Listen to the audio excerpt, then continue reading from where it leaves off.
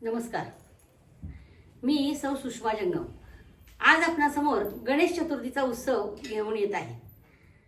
भाद्रपद शुद्ध चतुर्थीला येणारी ही गणेश चतुर्थी महाविनायक चतुर्थी म्हणून पण ओळखली जाते. गणेश चतुर्थी म्हटलं की संपूर्ण भारतभर गणपती बाप्पा मोरया याचा आपल्याला जयघोष ऐकायला मिळतो. बारकाईने विचार केला तर आपल्या देवाऱ्यामध्ये देव आहे, मंदिरात देव आहे, तरी सुद्धा आपण वर्षातून एकदा या गणेश चतुर्थीला गणपती बाप्पांचं आगमन आपल्या घरामध्ये करतो. त्यानंतर अनंत चतुर्दशीला त्याचं विसर्जन करतो. किती मोठी संस्कृती आहे पहा आपली, की या निमित्तानं माझ्या घरामध्ये देव येणार. देव खरं तर माझ्या बरोबर आहे, गॉड इज विथ यू, माझ्या बरोबर आहे, तरी सुद्धा माझ्या घरामध्ये मी देवाची प्राणप्रतिष्ठा करतो. देवाऱ्यात देव आहे तरी सुद्धा मनोभावे सेवा करतो. याच्या मी पाठीमागच तुम्हाला सांगितलं होतं की 4 महिन्यांचा चातुर्मास, या चातुर्मासामध्येच हा गणपतीचा उत्सव येतो. माणूस थोडासा मोकळा झालेला असतो, श्रावण संपलेला असतो, पाऊस कमी झालेला असतो आणि उत्साहात असतो माणूस. धान्य सगळीकडे फुललेलं असतं, पिकं डोलायला लागलेली असतात आणि बघून माणसाला आनंद होतो आणि देवाच्या बद्दलची कृतज्ञता व्यक्त करण्यासाठी, देवाचे आभार मानण्यासाठी हा उत्सव आपल्या समोर येतो. गणपती म्हणजे बुद्धीची देवता. आपल्याला माहित आहे गणपतीचा जन्म कसा झाला, याबद्दल मी वेगळं सांगणार नाही. पण जन्म झाल्यानंतर ज्यावेळेला शंकराने गणपतीचं डोकं धडावेगळं केलं, त्यानंतर खरं तर गणपतीचंच डोकं गणपतीला बसवू शकले असते, पण असं केलं नाहीये. त्याच्या डोक्यावर त्याच्या धडावर हत्तीचं डोकं आणून बसवलं. हत्ती हा प्राणी विशालकाय आहे. हत्तीचं मस्तक म्हणजे बुद्धिमत्तेचं लक्षण आहे. गणपतीला हत्तीचं डोकं बसवलं म्हणून गणपती ही बुद्धीची देवता. बुद्धिमत्तेचं काय लक्षण तर बघा, एखाद्या राज्याला जर वारस उरला नसेल तर हत्तीच्या सोंडेमध्ये माळ दिली जाते आणि तिला नगरभर फिरवलं जातं. ज्या व्यक्तीच्या गळ्यात ती हत्ती माळ घालेल त्या व्यक्तीला राज्याचा राजा म्हणून घोषित केलं जातं आणि त्याला गादीवर बसवलं जातं. म्हणजे हत्तीला किती बुद्धिमान मानलंय लक्षात घ्या. म्हणून गणपतीला आपण बुद्धीची देवता म्हणतो. का असं तर तत्ववेत्ता, नेता कसा असला पाहिजे याचं ते उदाहरण आहे. गणपती म्हणजे गणांचा पती, गण म्हणजे समूह, पती म्हणजे रक्षण करणारा. तर असा हा गणपती म्हणजे समाजामध्ये असणारा नेता, तत्ववेत्ता कसा असावा तर बुद्धिमान असावा.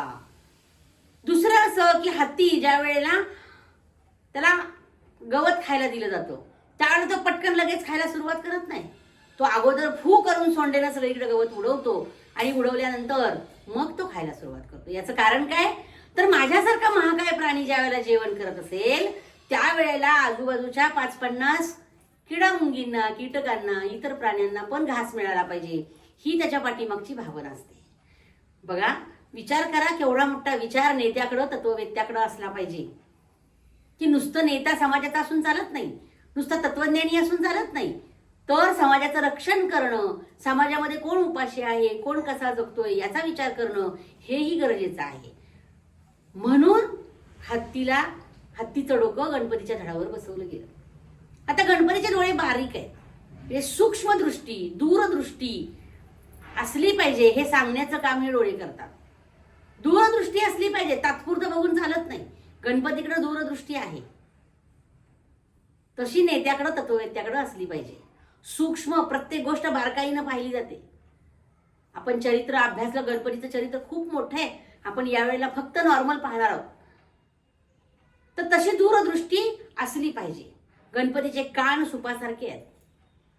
सुपाचं काम काय हो? चांगलं चांगलं घेणं आणि वाईट असेल ते टाकून देणं. तसं माणसानं चांगल्या गोष्टी घेतल्या पाहिजेत आणि वाईट गोष्टी टाकून दिल्या पाहिजेत, हे आपल्याला गणपतीचे कान सांगतात.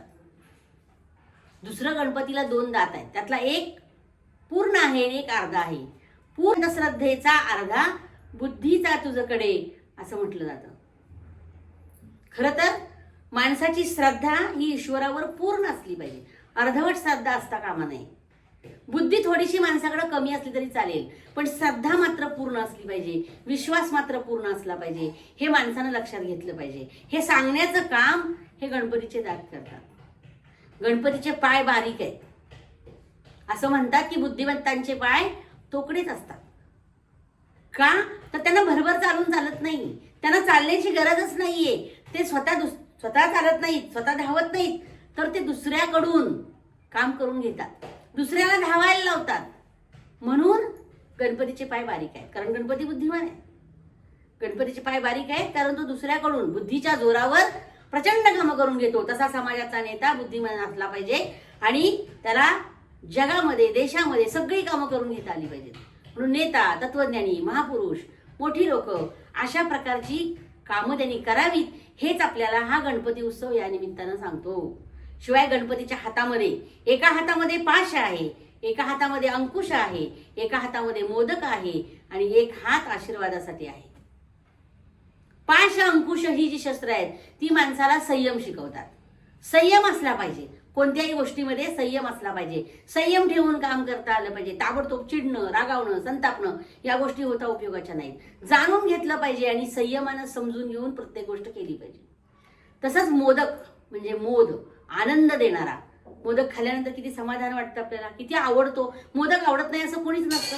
म्हणून मोदक हा आपल्याला आनंद देतो, गोडपणा देतो. तुमच्या जीवनामध्ये आनंद असला पाहिजे, गोडपणा असला पाहिजे, हे सांगण्याचं काम मोदक.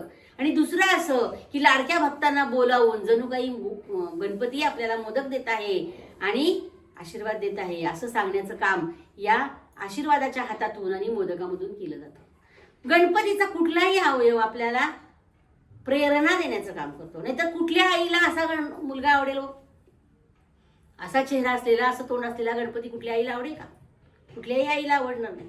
तरी सुद्धा गणपतीची पूजा आपण करतो कारण गणपतीकडे हे सगळे गुण आहेत. दुसरं असं कुठल्याही कार्याच्या प्रारंभी, प्रथमारंभी प्रणाम करतो विघ्नेश्वर गणपते. तुझ्या दर्शने मांगल्याची ध्वजा सदा फडकते. तुझ्या दर्शने मांगल्याची ध्वजा सदा फडकते. म्हणजे पहिला मान गणपतीचा. कशाचीही पूजा असू द्या, लग्न कार्य असू द्या, वास्तुशांत असू द्या, कुठलेही समारंभ असू द्या, देवांच्या पूजा असू द्या, स्थापना असू द्या, कोणतीही पूजा असू द्या, त्या पूजेला अग्रभागी मानाचं स्थान गणपतीला दिलं जातं. आणि म्हणून गणपती हा पहिल्यांदा बघा, प्रथम नमन गणपतीला. तसंच त्याला विघ्नहर्ता म्हटलं जातं. संकट दूर करतो. आता इतक्या सगळ्या गोष्टी त्याच्याकडे असतील तर तो संकट येऊन कशी देईल? संकट दूरच करणार. तसंच त्याला लंबोदर म्हटलं जातं. लंबोदर काय, कशासाठी? तर सगळ्या गोष्टी पोटात ठेवता आल्या पाहिजेत, ओठामध्ये आणता नाही आल्या पाहिजेत. जेवढ्या म्हणून वाईट गोष्टी, चुकीच्या गोष्टी असतील त्या मला पोटात साठवता आल्या पाहिजेत आणि चांगल्या चांगल्या गोष्टी घेऊन त्याचा प्रसार करता आला पाहिजे. माणसांमधल्या चांगल्या गोष्टीचा उदो करता आला पाहिजे. लोकांकडे चांगल्या दृष्टीनं पाहता आलं पाहिजे. म्हणून लंबोदर का, तर वाईट गोष्टी सगळ्या मी पोटामध्ये साठवून ठेवीन, चुकीच्या गोष्टी पोटामध्ये साठवून ठेवीन आणि चांगल्या गोष्टी समाजापर्यंत घेऊन जाईन. अशा प्रकारचा हा गणपती, गणांचा पती, बुद्धीची देवता, मेधाशक्ती, बुद्धिशक्ती असणारी ही देवता आपल्या भारतीय संस्कृतीमध्ये खूप उच्चतम स्थान मिळवून गेलेली आहे. तसंच नाही तर जगामध्ये सगळीकडं, जगामध्ये सुद्धा गणपती या मूर्ती सापडतात. जगात सगळीकडे हा गणपती आपल्याला पाहायला मिळतो. असा हा गणपती आपल्या सर्वांच्या जीवनामध्ये आनंद घेऊन येऊ, आनंदाचं वातावरण घेऊन येऊ आणि हा उत्सव एकूण 11 दिवस आनंदात, जल्लोषात आपण सर्वांनी साजरा करूया. हीच या दिनाच्या निमित्तानं मी सदिच्छा व्यक्त करते आणि थांबते. धन्यवाद.